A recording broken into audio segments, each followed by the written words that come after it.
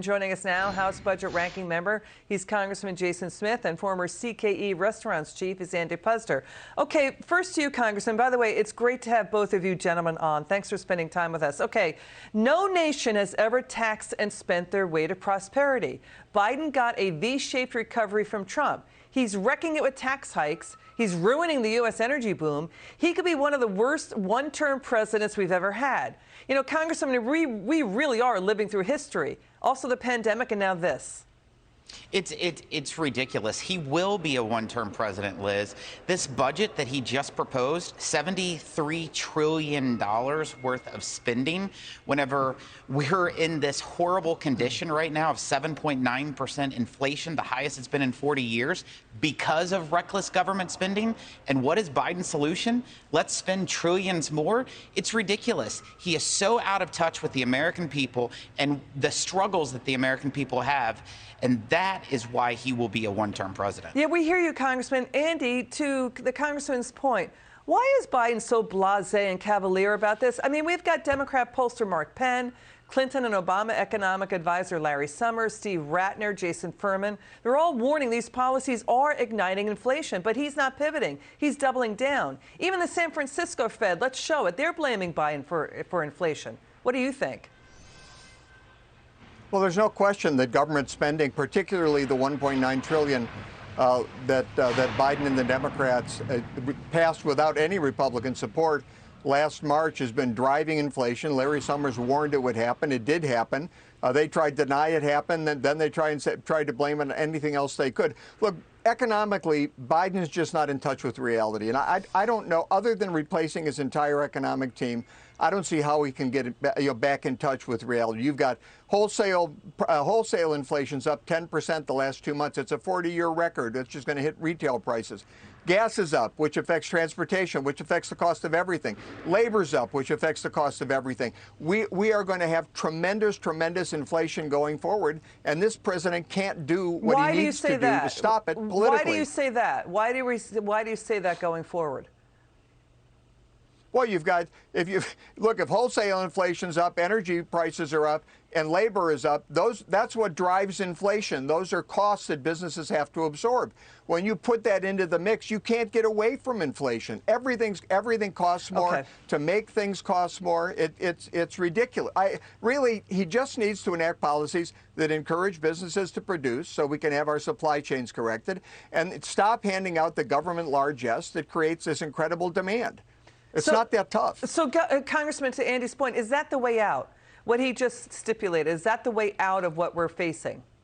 I'll tell you right now, the way out of what we're facing is to stop what this administration is doing. The budget that they dropped on Monday only makes every crisis that the American people's facing that much more worse. They projected in this budget that inflation is going to be 2% starting today for every month for the next 10 years, when inflation right now is at a 40-year high. We all know that we're probably going to hit double digits in just a few months, but this White House, they can't seem to understand reality. They started saying out inflation was transitory, it was temporary, it was because of COVID, it was a supply chain crisis. They don't know what's going on. You know, the energy and food prices alone, they account for more than a fifth of household costs. And we know that energy surged about 20, 40, 50% over the past year. Food costs are up to about 10%. You know, this is back to 1981. You know, inflation destroyed presidencies like Nixon, Ford, and Carter. Remember whip inflation now from Gerald Ford? I mean, Senator Barrasso is saying President Biden is still sleepwalking on this. He's walking to the tune of the climate elitists and extremists. He absolutely is. Look, Cecilia Rouse, who's the economic advisor. Cecilia Rouse, to the congressman's point, Cecilia Rouse, who is the top economic advisor to President Biden, admitted in a press conference just yesterday that this budget really has no connection to reality, and a big part of it was the cost of inflation. This administration is absolutely out of touch with the American people. They have no idea what to do in the face of inflation. And if there is anybody who knows what to do in the White House, they can't do it politically. They can't do the things that need to be done. You know, they get rid of Trump, and now we've got this. Let's watch House Minority Leader Kevin McCarthy on this. I'd like your reaction, Congressman. Watch this. Never once in this president's budget does he mention the inflation crisis, the border crisis, the debt crisis, nor does he mention parents. But you know, he mentions the climate crisis 33 times. He mentions tax, fee, penalties 120 times. It just shows really where their values are, how unserious they are.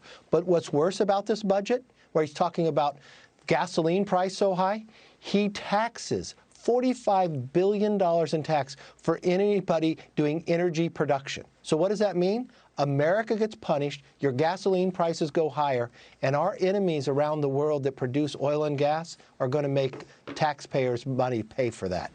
What do you say, Congressman? Okay, I mean, really seriously, how do we get out of this? I mean, are we staring at a recession potentially? Because every time the Fed has raised rates, 8 out of 9 times since 1961, to stop inflation, we have had a recession. How do we get out of this? What I will say right now, Leader Kevin McCarthy was exactly right. They always say a budget is a statement of your values. The values of the Democrat Party, Joe Biden, Nancy Pelosi, and Chuck Schumer, is not the values of the American people. What we have to do is stop this crazy spending and allow Americans to survive. Congressman Jason Smith, Andy Puzder, it's been a pleasure having you on. We'll have you back on again soon.